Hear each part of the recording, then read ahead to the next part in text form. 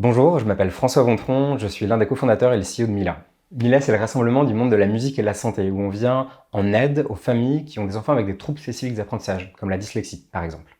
On vient faire trois choses. La première, c'est de faire de la recherche clinique très en amont, lien entre apprentissage musical et développement cognitif chez l'enfant.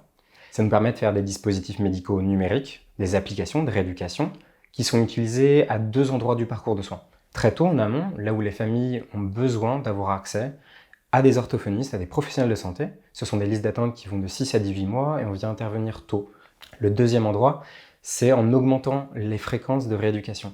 Sur le terrain, on a des professionnels de santé qui font un travail extraordinaire, des orthophonistes, des psychomotes, des ergothérapeutes, et on vient compléter la rééducation en ajoutant un dispositif numérique qui est utilisable par l'enfant à la maison au quotidien. Notre promesse, c'est de venir transformer la thérapie en une expérience qui est plaisante, une expérience qui est musicale. Et donc les dispositifs, concrètement, ça ressemble à des jeux vidéo qui sont d'une durée de 25 minutes et sur lesquels on vient mettre des contenus thérapeutiques et musicaux qu'on est allé chercher avec des partenaires comme la Warner ou Sony encore. Le troisième pilier de notre offre, c'est vraiment d'accompagner le parent dans toute la durée. Dans l'accompagnement dans le parcours de soins, on vient les mettre en relation avec d'autres parents, on leur donne accès à des conseils de professionnels de santé, on les prend par la main en quelque sorte pour faire en sorte qu'on mette fin à l'errance thérapeutique. Si vous rejoignez Mila, vous participerez à 3 challenges qui sont assez essentiels pour la continuité de l'aventure. Le premier, c'est celui de déployer concrètement auprès des familles. On a un peu plus de 10 000 familles, des associations de patients, de professionnels qui nous ont accompagnés dans tout le développement, des premières phases de prototypage jusqu'aux phases cliniques. Et maintenant, entre guillemets, c'est le grand jour. Vraiment, on va pouvoir accompagner toutes ces familles et les 485 000 familles en France qui auraient besoin de ce soutien-là et de ces dispositifs médicaux numériques. Le deuxième sujet, c'est celui de l'équité d'accès aux soins. On est des fervents défenseurs du modèle de remboursement. Donc pour ça, on est passé au début par des mutuelles et des assureurs, tels qu'Aesio, ProBTP, Allianz ou encore la MAE, dans le domaine de l'assurance scolaire. Demain, on vise d'obtenir un remboursement par la sécurité sociale et vraiment de promouvoir un accès pour tous à ces nouvelles technologies. Enfin, le dernier sujet, c'est celui d'adresser plus d'enfants et l'internationalisation. Adresser plus d'enfants, ça veut dire aussi faire de la recherche clinique pour aller vers le TDAH, vers le bégaiement, vers les troubles du développement de la coordination. C'est des sujets qui sont passionnants, qu'on mène en interne pour développer et sortir de nouveaux produits demain.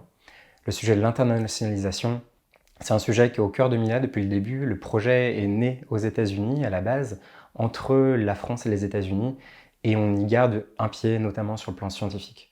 On a l'ambition d'aller faire de Mila une entreprise internationale qui puisse aider toutes ces familles. Ça vous échappera pas qu'on a une mission sociétale qui est extrêmement forte chez Mila et ça se traduit aussi par les personnes qui composent l'équipe.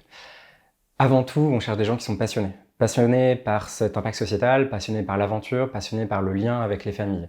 C'est indispensable aujourd'hui dans Mila d'être sur ces questions intéressés et très généralement on retrouve ça dans les parcours des candidats qui rejoignent l'équipe. Le deuxième sujet, c'est énormément de curiosité intellectuelle. Vous allez trouver chez Mila une diversité de profils que vous aurez jamais vu ailleurs.